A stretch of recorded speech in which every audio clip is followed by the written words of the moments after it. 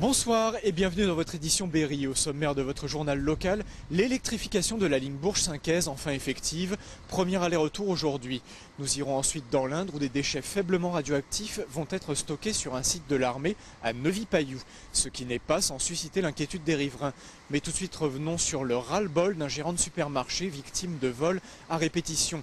L'affaire était jugée hier à Bourges. Il est excédé. Ce patron d'Intermarché à Henrichemont vient de perdre 5 000 € en 8 mois, principalement dans le rayon alcool.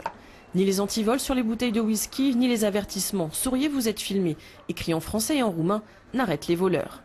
Quand on se fait voler une bouteille à 32 €, il faut qu'on en vende 300 pour récupérer la valeur d'achat de cette bouteille-là. Et pourtant, il a investi 30 000 € dans un système de vidéosurveillance ultra sophistiqué. Ces 32 caméras lui permettent de quadriller chaque recoin du supermarché et de prendre les voleurs en flagrant délit. Ici, des Roumains se relaient dans le rayon et stockent des bouteilles sur eux. Grâce à un double pantalon, ils ressortent du supermarché et recommencent jusqu'à ce qu'on les interpelle. Ces gens-là, on les arrête, on les intercepte, on les donne à la gendarmerie. On a les vidéos, on a tout. Et le problème, c'est que ça ne suit pas. Ça ne suit pas parce qu'il y a toujours une excuse. Dans son supermarché, il n'a pas embauché de vigile. Pour son affaire, il n'a pas pris d'avocat non plus. Mais il se présente au tribunal correctionnel de Bourges. Désabusé, il sait qu'il ne se passera rien. Ceux qu'il a arrêtés ne se présenteront pas. Le problème est qui nous paye. On a les visages des gens, on a les matricules des voitures. Ils reconnaissent les gens, ils arrivent à les arrêter. Et après, ça bloque. Alors ça bloque où ? Des questions en suspens et un préjudice important. Ce jour-là, le tribunal condamne les prévenus absents à 3 mois de prison. Aujourd'hui, il veut monter un collectif avec d'autres patrons de supermarchés, touchés eux aussi par ces vols à répétition, toujours impunis. Jean-Paul Chanteguet déçu par la secrétaire d'État à la Santé. Après la grande manifestation de la semaine dernière au Blanc pour soutenir l'hôpital, le député maire espérait un geste de Nora Béra qu'il a interpellé hier à l'Assemblée. Mais la ministre a confirmé que le déficit de l'établissement imposait une mutualisation avec Châteauroux. Pour Jean-Paul Chanteguet donc, le combat continue. Que se cache-t-il derrière le projet de site d'entreposage de matériel radionucléide? C'est la question que se posent les habitants de Neuvy-Payou et des communes avoisinantes. La réponse se trouve dans les documents déposés en mairie dans le cadre de l'enquête publique. Pas suffisant pour rassurer, estiment les opposants au projet. C'est l'enquête publique, on l'a appris par le journal, le journal entre autres un dimanche. Bon, nous sommes quand même très interrogatifs par rapport à des déchets radioactifs. Donc on ne sait pas vraiment ce qu'il y aura, parce qu'on nous annonce un certain nombre de choses, mais c'est sur 25 ans. Donc qu'est-ce qu'il y aura exactement et quelles sont les implications? Pour le commandant de la 12e BSMAT, ce dossier est connu publiquement depuis mai 2011 et ne comporte aucune possibilité d'entreposage autre que ce que décrit dans la demande d'autorisation d'exploitation. Il n'y a pas de notion de déchets radioactifs qui, lui, fait référence à ce qu'on trouve en centrale nucléaire, ce qu'on peut trouver dans les sous-marins, ou même une notion de radioactivité militaire. On n'a pas, il n'y a aucune munition, il n'y a pas de notion attachée à ça. On est typiquement dans ces problématiques qui sont des problématiques civiles appliquées au monde militaire.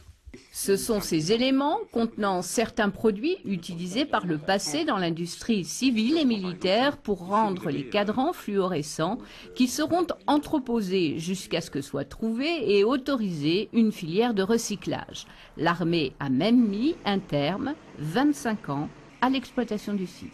Nous sommes ici en gare de Bourges où un aller-retour historique avait lieu aujourd'hui. Le premier train électrique a fait la liaison entre Bourges et Nevers. Une ligne qui vient compléter l'électrification entre Nantes et Lyon. Bourges-Saint-Quaise, une demi-heure de voyage à bord d'un TER tout confort, sans l'odeur de diesel. C'est un parcours inaugural aujourd'hui sur cette ligne historique. Entre Nantes et Lyon, Bourges-Saint-Quaise était l'un des derniers tronçons à ne pas être électrifié. Un handicap pour le transport de marchandises. Diesel, électrique, il ne sera plus besoin de changer de locomotive sur la ligne. On décrit aujourd'hui comme un problème le fait que trop de choses convergent vers Paris. Nous avons fait le choix de mettre en place une transversale, avec une transversale électrifiée, avec bien évidemment plus de possibilités pour le fret, c'est important, mais aussi une amélioration, et on le voit aujourd'hui, une amélioration de la qualité pour les usagers. 58 km de lignes ont été entièrement électrifiés. Installation des poteaux, pose des caténaires, Réseau Ferré de France en a profité pour remplacer une partie du ballast et des traverses. Il y a 15 mois, on a seulement commencé à poser le premier poteau caténaire, donc aujourd'hui tout est fini. Et au-delà des caténaires, vous avez parfois des ponts qui ont dû être détruits, reconstruits. Et tout ça dans des circonstances assez exceptionnelles parce que tous les jours, les trains circulaient sur la voie. Coût du chantier, 77 millions d'euros financés par l'État dans le cadre du plan de relance, la région Centre et l'Union européenne. C'est un enjeu stratégique. La transversale Nantes-Lyon se prolonge jusqu'à Budapest. Le Châteauroux pratique est arrivé. Cette 4e édition comporte désormais 240 pages d'infos pratiques sur la ville, administration, urgence ou simple idée de sortie. Depuis 2009, les Castelroussins se l'arrachent. 12 000 exemplaires sont disponibles, le double d'il y a 4 ans. Financé par la publicité, il est entièrement gratuit, disponible en mairie ou à l'office de tourisme. C'est une tradition dont on ne se lasse pas. Pour la 24e année, le Muséum de Bourges accueille les plus belles photos du monde consacrées à la nature. 110 clichés sélectionnés parmi 41 000, fournis par 80 photographes venus de 95 pays. Et c'est sur ces splendides images que nous vous laissons en Berry. Bon week-end et très belle soirée sur l'A3.